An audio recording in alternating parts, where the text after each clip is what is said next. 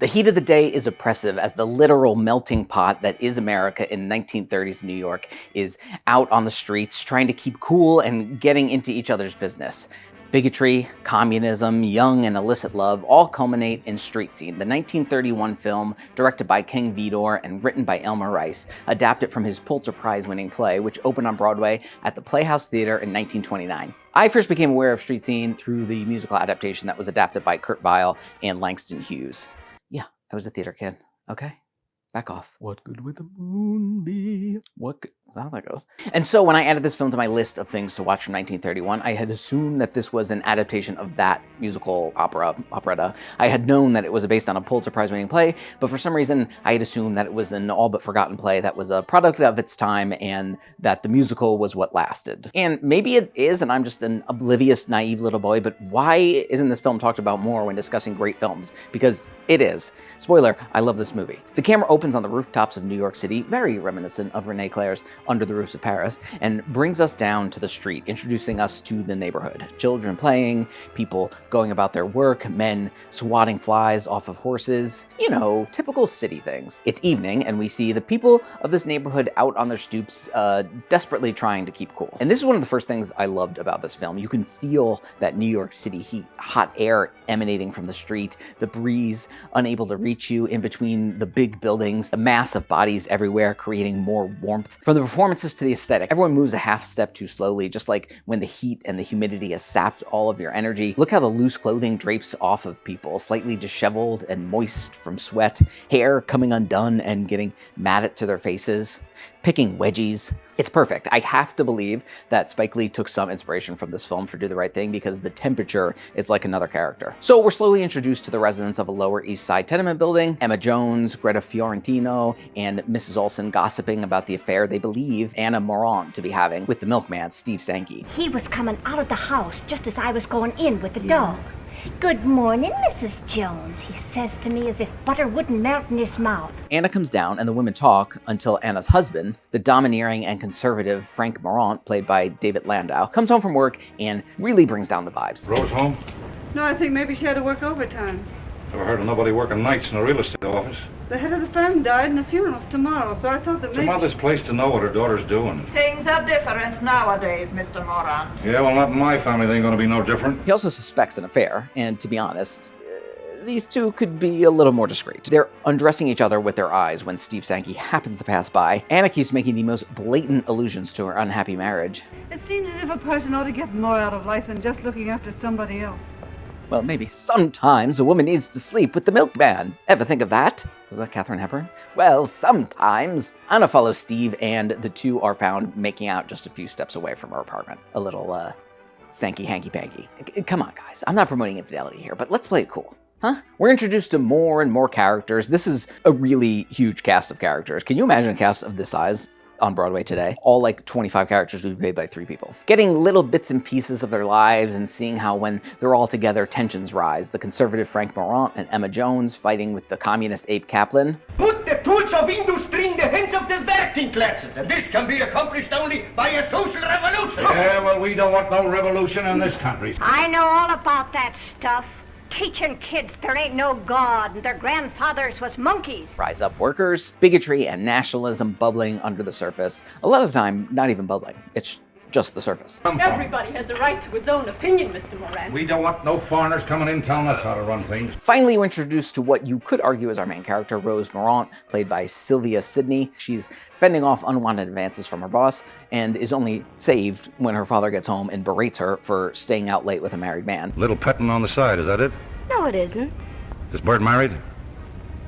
I thought so. Now get this straight. No married men ain't gonna come nosing around my family, get me? As the night progresses, people seem to get more cruel and vicious, making snide comments about Rose's mother. Oh, Rose, how's the milkman? Emma Jones's son accosting Rose and then spewing anti-Semitic hate towards Sam Kaplan, the young man who is in love with Rose. His mother comes and takes him away, but not before some more venom is spewed Rose's way. You seem to have plenty of admirers, Miss Moran. but I guess you come by it natural. Rose has a hard time in this film. Sam and Rose talk, and we see how these two are kind and sensible, and just like young lovers often do, they want to move beyond their station in life onto bigger and better things in a kinder world. This leads us into day 2, when Rose's little brother drops their morning bread in the gutter and then still brings it up to eat. This kid is disgusting. Isn't he going to eat that bread too? That gutter was absolutely wet. I've never seen a dry New York City gutter. He's having sludge toast for breakfast. This is the most upsetting thing to happen in this film. But all our building tension drives towards its inevitable conclusion when Anna, I've been saying Anna, do you want to build a snowman? What good would the moon be? Invites Hanky Panky Sankey up to the apartment after Frank has left town. But when Frank unexpectedly returns home, he is not happy and kills Sankey and mortally wounds his wife. The movie ends with Rose, her mother dead, her father going to jail, refusing to run away with Sam, even though they both want to, because earlier in the film, Sam's sister asked her to leave him alone so that he can finish school and become a lawyer.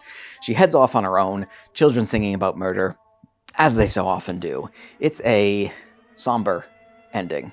Maybe hopeful that she can go turn things around for herself. Now, let me reiterate, I love this movie. I feel as though most people don't enjoy when stage productions are put on screen. I talk a little bit about this more when I talk about The Front Page from 1931, which is also a stage-to-screen adaptation. But yeah, most people don't enjoy when the stage productions are put on screen, and that is what this is. 90% of the film takes place in front of this building. I personally like that sort of thing. When it's done well, you can imagine how this would play out on stage, and it's as if they just took it from there and slapped it on screen while making it cinematic and dynamic, which is what Vidor manages to do.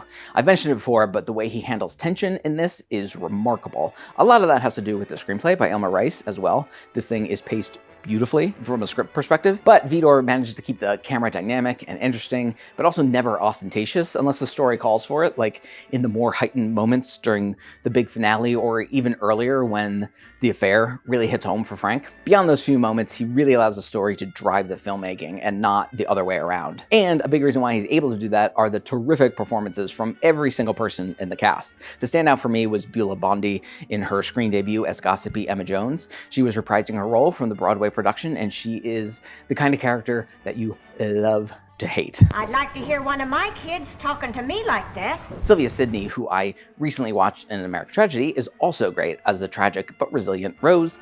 These actors know how to command the screen and hold your attention with their movement, with their inflection, and the nuance of their performances. Sometimes you can tell when a film has to be cut a lot around a performance, but here, Vidor knows when to just put a camera on his actors and let them do their work. And of course, Elmer, playwright, screenwriter. The tension he's able to build in this thing is remarkable. And it's sneaky, too, because it comes across as a slice-of-life drama with so many distinct and fleshed-out characters bustling in and out with little diversions. Yet the main arc is about the Morant family and their struggles. It touches on domestic abuse and bigotry and the kind of nationalism that only us Americans know how to do. It's just as relevant a film today as it is almost 100 years ago, which at first you think is impressive, and then you're like, oh, that's actually kind of sad. That's rough. Anyway, if I haven't made myself clear, go and watch this film. It's streaming on Amazon Prime right now. If you have a library card, you can watch it on Hoopla for free. I loved it, and I'm sure you'll love this because the algorithm is telling you will, and we all must obey the algorithm. Now go watch something old other than me. Bida-boo, bida-boo. My battery's gonna run out.